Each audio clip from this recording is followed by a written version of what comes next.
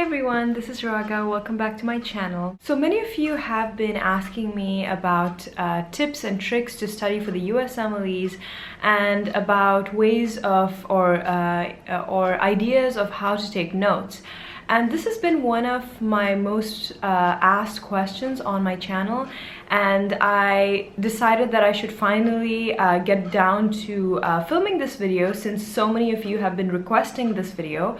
So I have all my, well, most of my study material right here. So I have my binder, which consists of several of my notes. So I will be going through a few examples of those.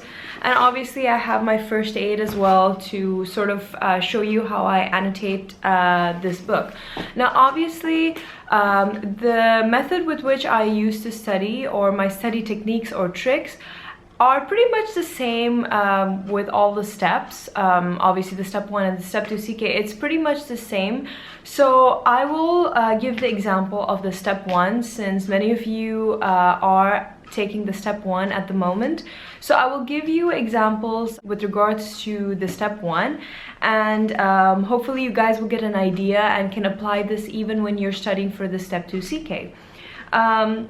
Some of you medical students have also requested to see a video on tips and tricks of taking notes in pharmacology in medical school and how to just approach that subject. And I completely understand about that as well, because pharmacology is definitely a challenging course in medical school, and I will make a separate video about how to study pharmacology. But for now, let us go ahead and get into the tips and tricks for studying for the USMLE step 1. I will be giving you a close-up of my notes and show you examples of what I took notes of and how I try to remember information that is usually difficult to remember. And from that, you guys can hopefully get an idea of how to study for the step 1. So let's get right into it. Hey everyone, so this is the binder that I've probably showed you guys in my previous videos as well, which contain all of the notes that I use to study for the steps. So the first part of this binder is for the step 2 CK. As you can see, there's medicine, pediatrics, and so on. But for the sake of this video, let me start with the step 1, because that is firstly the step that many of you have been asking me about, and it is obviously more extensive with regards to what you have to remember and what you have to study. So I thought I will give the step 1 as an example. So in this section of my folder, obviously I have all of the notes of different subjects. So I have biochemistry, and yeah, biochemistry is a lot. I think that was the most of the notes. Then I have immunology, microbiology, neuroanatomy, and so on, and it keeps going on. As you can see, I have a lot of notes there. So I think that I will give you an example of immunology, because many of you have said or pointed out that immunology is quite difficult for you, and I completely understand that, because even when I was studying for the step 1, I found immunology rather difficult to memorize, and there were a lot of conceptual details that I felt were just pure memorization, and obviously I can understand why you guys have a problem too. So as you can see, I've taken quite a bit of notes, and as you can see, I've tried to make it as colorful as possible so that it makes it more interesting to read. So let me just first off say, these notes I reserved for the notes that I wanted to take from the Kaplan videos, because I did not write anything from the Kaplan videos in my first aid, simply because I reserved the margins of the first aid for my notes from UWorld, and I will show you examples of that later. So I didn't want to mix up all the information in the videos and UWorld in one place, so I tried to separate them. So these notes in my binder are purely from the Kaplan videos, while the notes in my first aid are from the UWorld question bank. And as you guys obviously can understand, I don't have the UWorld subscription anymore, so I cannot show you how I approach those questions, but I can tell you in this video how I did it. So let's get right into it. So these are my immunology notes. So as you can see, there are several things that I've written down here, and the things that I write down are either the pointers that are not written in the first aid, or points that I feel I don't know or that I have a high tendency to forget. So let's take this as an example, this little flowchart right here. This flowchart is something that most of us might very easily forget because, let's be honest, these are minute details that we probably don't think is necessary to remember, but is definitely important because they can ask questions about this in the exam. So here's a flowchart of the differentiation of stem cells in the bone marrow, and obviously the main information like the lymphoid stem cells give rise to the lymphocytes and the myeloid stem cells give rise to the rest of the cells is something that we can understand, but there are finer details like which interleukins promote or stimulate the formation of certain types of cells. And there are just some ways by which I try to remember this information, and I will just give you an example right now. By looking at this chart itself, once I put it in a diagrammatic form like this, imagining this flowchart itself helps me in the exam, because when I have to remember something in the exam about this concept, this chart will immediately pop up in my head, and I will immediately remember that I remember seeing IL-7 right up there. So that means the pluripotent stem cells require IL-7 to differentiate into the lymphoid stem cells. And that is just a spatial way by which I can remember it. That's one way. Another way is trying to make an association with the numbers, because obviously these are pure numbers and pure memorization. There's no conceptual way of remembering it. So you need to find a way to memorize this information. Now let's say IL-7. So IL-7 helps the pluripotent stem cells differentiate into the lymphoid stem cells. So basically, if I did not have IL-7, I would have a deficiency of my lymphocytes, and therefore my body will struggle to fight against infections, especially viral and fungal. So a way that I remember this is that, oh, IL-7, 7 is like heaven, because that is what helps me fight against all infections. If I have 7, I can fight against all these infections, which seems like heaven to me. I know it's a stupid way of remembering it, but hey, it helped me remember it all this time, so I guess it's a pretty effective way. And obviously, you guys don't need to do it exactly like this. You can do it in your own way. You can maybe make an acronym, or you can make some other association to help you remember. But this is just an example of how I try to remember it. Another way is IL-11. So the way I remember this is kind of funny, because 11 looks like a little tube, which pretty much resembles a blood vessel, I would say.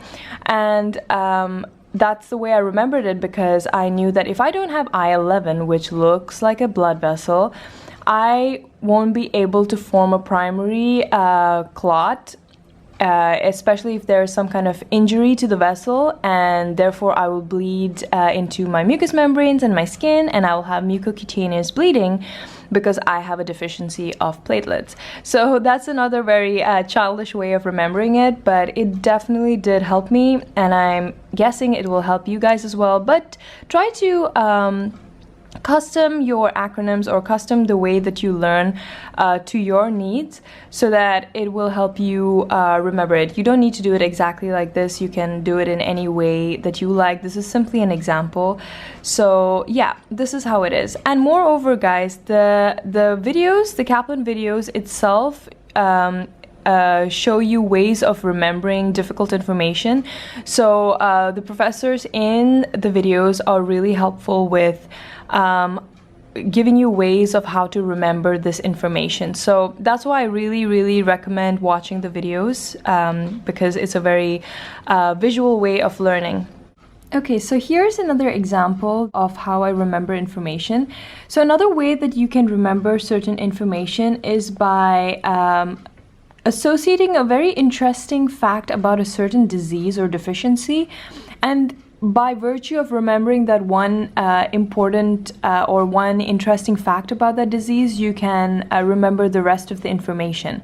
So for example, the interesting fact about this condition that I remember is that the umbilical cord remnant of babies with this deficiency have a failure of falling off. So their umbilical cord stump or remnant does not fall off. Like it usually does for normal children without this deficiency. And then when I remember that, immediately the rest of the information comes to me. So I immediately remember, oh, that's because the leukocytes cannot migrate to help in that dissociation and falling off. And then I remember other information like CD18, because I just associate CD18 with the umbilical cord now, because I remember this condition and I think, oh, okay, this CD18 of the integrins are not present that allow the leukocytes to migrate and therefore prevent the falling off of the umbilical cord. So that's one way to remember this information.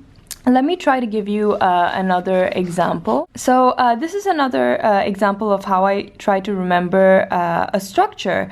And this is just a technique that you can also probably use in your studying. And obviously these are, if many of you know these are the structures of antibodies. So obviously, as you know, these antibodies have a structure that have different names. So these arms are known as the FAB portions or segments, and this stem is known as the FC portion of the antibody. So obviously, sometimes I had a tendency to kind of interchange these two names and kind of mix them up. I came to a technique of remembering it, which is I imagined that this antibody looked like a person standing and stretching out their arms. These are their arms and this is their body. And I just remembered it by saying, oh, this lady is stretching out her arms because she's fabulous.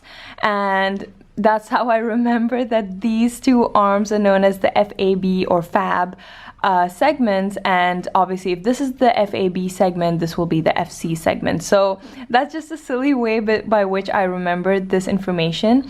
Another piece of information about these antibody structures or the enzymes that sort of cleave these antibodies, which I got from the Kaplan videos. The professors spoke about this information and gave this as an example of a way to remember which enzyme cleaves the antibody where. And I think it's a very useful way, and I'll share it with you guys just as an example. So obviously here they say that pepsin cleaves the antibody below the cleavage site of papain. So that is here. So pepsin cleaves the antibody right here, and that's what happens to the antibody once pepsin acts on it, in comparison to papain, which cleaves the antibody right here, and it gives three segments, separate segments. So you have the single FAB segments and you have the FC segments as a result of that cleave. So obviously there's a tendency for us to sort of mix up the actions of papain versus pepsin. So a way to remember it, which was mentioned in the Kaplan videos, is that you can remember pepsin's action, associate this word with Pepsi. So in order to drink Pepsi, you need a cup or a glass, which has to be continuous, obviously. So pepsin cleaves the antibody, so you still have a continuous glass-shaped segment right here, and that will allow you to drink Pepsi. So this is just a silly way of remembering it. So obviously if pepsin cleaves it right there, papain will cleave it there, so you won't get a continuous glass-shaped structure because it's both separate, so you cannot drink Pepsi here. So that's just another silly way of remembering. Let me take you to the immunology segment of of the first aid. So as you can see, this is immunology. So as you can see, I've taken notes every now and then for things that I saw in my UWorld question bank. Either it's information that is not already mentioned here in the book, or is just information that I feel I will definitely forget and I cannot remember off the top of my head. So I will show you examples of what I write. So here in immunology, there's a chart in actually on the first page, which talks about the lymph nodes and what it drains. So in the U world, I saw that they mentioned about the inferior mesenteric lymph nodes, but they didn't talk about, they didn't write here in the first aid about where it drains. So I've mentioned, I put a little note there that's saying that in turn goes into para-aortic lymph nodes, or the pre-aortic lymph nodes, because that's important, because you need to know where it eventually ends up. And they mentioned about the internal iliac, so I mentioned about the external iliac as well and what that drains. And as you can see, they've spoken about the superficial inguinal, but they've not really spoken about the deep inguinal, and I've mentioned about where and what it drains. So that's just an example of information that I wanted to add to my first aid. So let me try to give you more examples, possibly. Okay, so this is another example. Here's the antibody structure again. So as you can see, I have mentioned the question ID number because if I see a question that has a lot of valuable information about a certain topic, I will go to the area of the book that has that topic spoken about. So here we have antibody structure and function. So I'll go to that section of the book of immunology and I will write down the information that I don't find in here. So in this case, it is about patients with deficiency of complements, which in turn gives them inability to form the MAC complex, which in turn prevents forming pores on the bacterial surface and prevents bacterial killing. And the reason this is so important is because in the actual exam, they can easily give a question that indirectly shows a patient with recurrent infections with Neisseria species.